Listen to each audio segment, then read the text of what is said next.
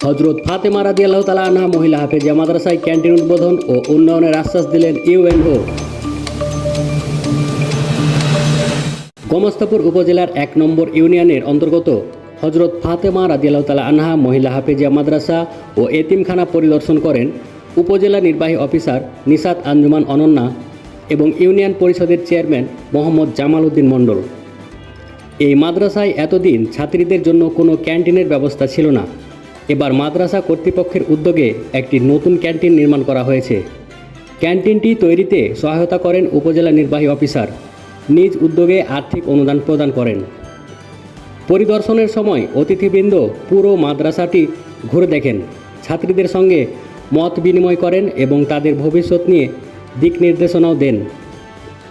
বিশেষ করে ইউএনও নিশাত আঞ্জুমান অনন্যা আশ্বাস দেন, মাদ্রাসার পাশের টিনের বেড়া পাকা করে দেওয়া হবে অচিরেই।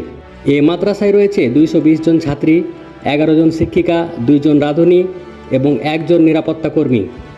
এখানে ৩ বেলা খাবার ও আবাসিক সুবিধা সম্পূর্ণ বিনামূল্যে প্রদান করা হয়। নির্দিষ্ট কোনো বেতন নেই বলেই জেলার নানা প্রান্ত থেকে হতদরিদ্র ছাত্রীরা এখানে পড়ার সুযোগ পাচ্ছে। এখানে কেবল হিফজ বা আরবি শিক্ষা নয়, যুগ উপযোগী আধুনিক শিক্ষার ব্যবস্থাও রয়েছে, যা ছাত্রীদের আলোকিত ভবিষ্যৎ গড়তে সহায়ক।